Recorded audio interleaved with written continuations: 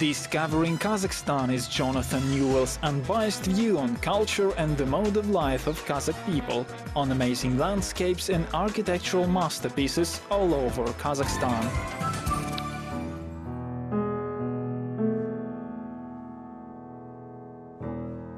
Today in Discovering Kazakhstan, we're heading out that way into the sunrise around the Karaganda region to a place called Bukhar Zhyrau. It's named after a person who lived in the 18th century at the time of the great Khans. Well, he was a poet, a writer, and he was also involved in politics, and we're going to find out a little bit more about him today. It's also an opportunity to see the magnificent sunrises in the steppe. It's a long way to go. I had to get up very early this morning. We've got a fantastic opportunity to see this wonderful beauty.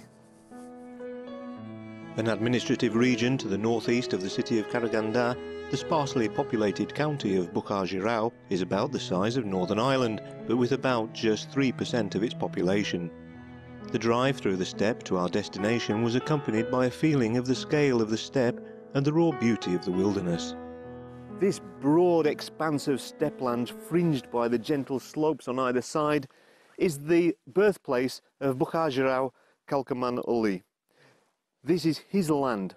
He was born here and he eventually returned to die here. That is his mausoleum. In the intervening period, his life was spent in the footsteps of the great Ablai Khan, travelling all across Kazakhstan. Let's go and have a look at his mausoleum.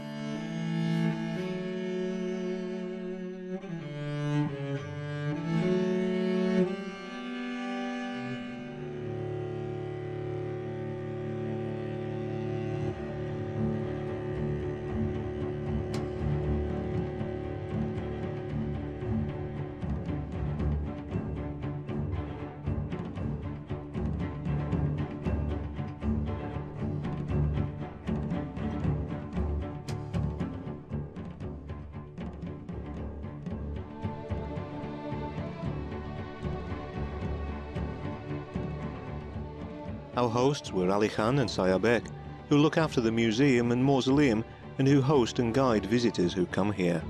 These two young men take great pride in their work and had fascinating stories to tell of the man who they respect so much and whose artifacts they look after.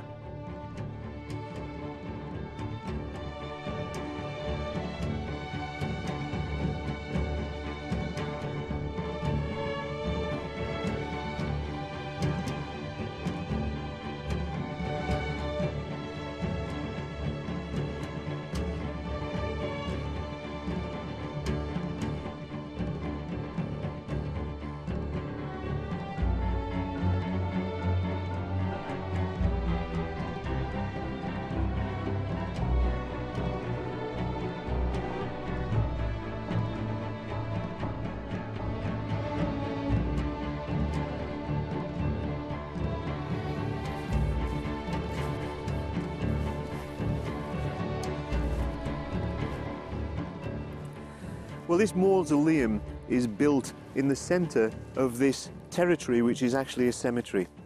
And it was built here in 1993, specifically because it's believed that all the people who are interred in this cemetery are part of Bukhar Zhyrau's family.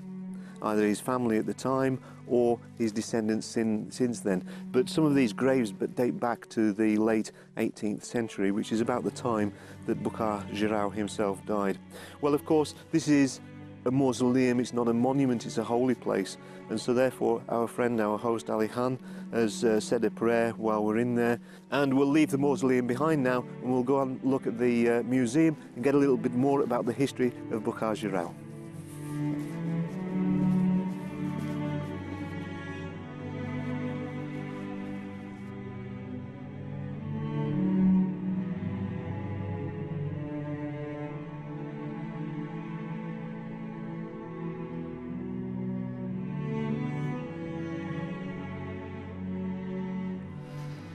Bukhar Zhyrau lived in an incredibly dynamic period in Kazakhstan's history. In the 18th century, Kazakhstan was at war with the Jungar tribes, and these Batirs, Boganbay Batir and Kabanbay Batir, were great warriors of that period of time.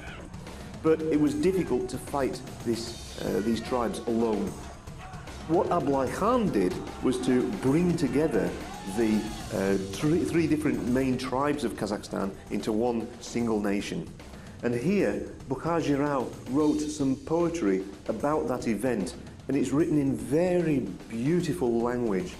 Essentially, it says that Ablai Khan is a great man for the fact that he was able to bring these three pieces of Kazakhstan together into one united front, against which the Dzungars had no chance of winning. So therefore, he brought victory through unity.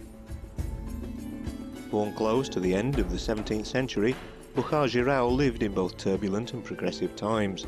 He lived to an old age, dying in the 1780s, having spent the final decades of his life as part of Ablai Khan's court, in which he played the roles of both an advisor and entertainer. Also at that period of time, a little bit later on, it wasn't enough just to have all of these three groups of people together as one nation. They had to have some kind of constitution. And that constitution was brought about by these three men, the leaders of the three tribes, the judges, if you like. This was Joly B, Ayteki B, and Jibek B. Also, Bukhar Zhyrau played a role in that as well. So by bringing these three people together and creating this constitution, they created real unity within the nation of Kazakhstan.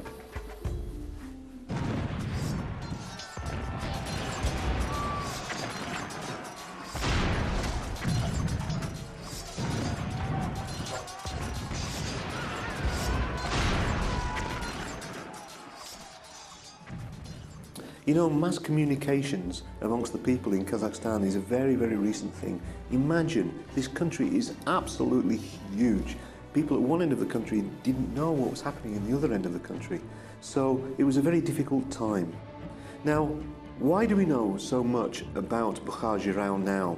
Well, it's certainly not through various documents and things like that that were passed through the pages of history, as you find in other nations that had a different kind of infrastructure, a different kind of history. It wasn't like that here.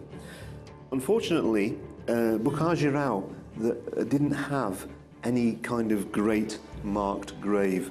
And this stone, which is unmarked, it doesn't have his name on it, is the only thing that was marking the place where he was interred. Now, the mausoleum that we saw earlier is in the place where this stone was found. So what helped us to get from this as the only kind of memory of Bukhar Zhyrau to what we know today? Well, a lot of that is thanks to one particular man who did a lot of research about him.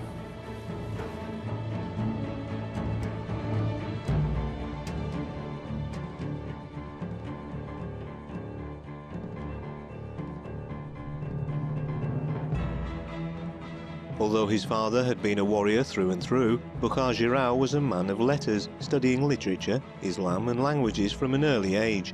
He travelled as far afield as Bukhara, in present-day Uzbekistan, to study at a madrasa. He learned the Persian, Arabic and Dzungarian languages.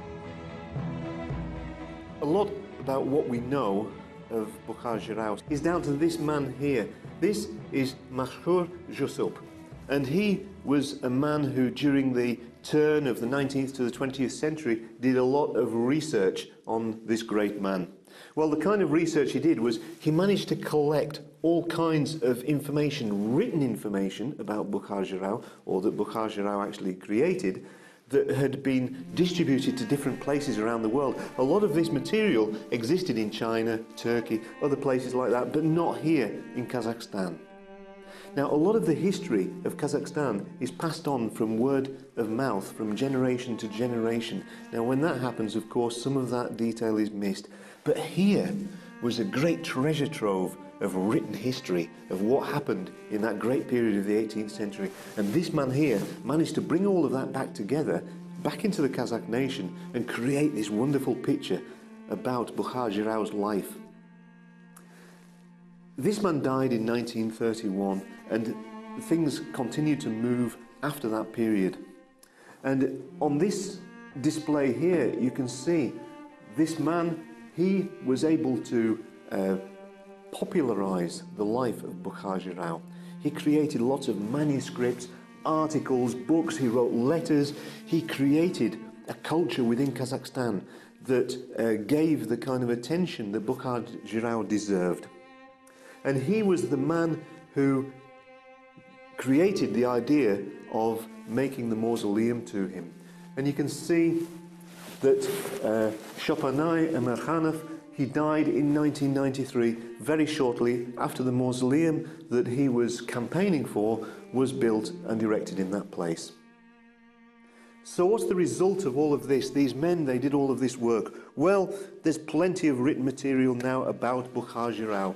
We understand him a lot more, we know what he does, and there's all kinds of material. There's this beautiful encyclopedia here about his life, about his work and the things that he did. We know about his poetry, we know about the kind of work that he did, about where he lived, and also the things that he wrote in these beautiful books.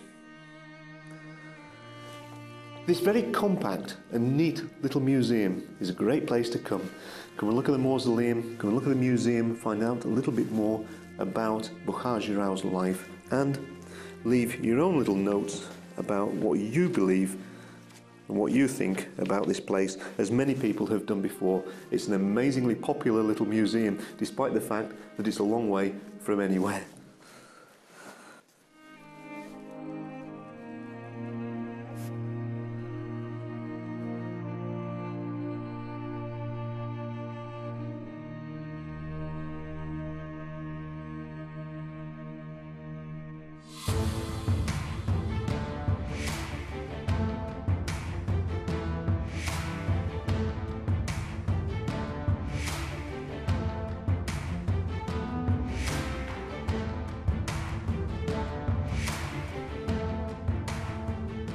Like many former theatres of war around the world, it's very hard to believe that this scenic and peaceful landscape was once the scene of such appalling bloodshed.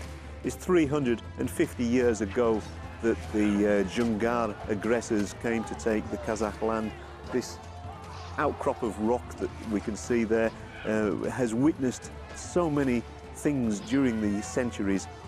The Dzungars, of course, were defeated, and then Bukhar Zhyrau was part of the reconstruction of Kazakhstan once they'd all left the territory. Well, now of course it's all peace and serenity once more, and let's hope that those rock faces there will continue to witness nothing except the sheep and the beauty of the nature around us. These lands were the venue of the 17th century troubles in which hundreds of warriors were killed in battles between the Kazakhs and the Dzungars. These took place before Bukhar Zhyrau was born, although his father had been a brave Kazakh Batir during the conflict.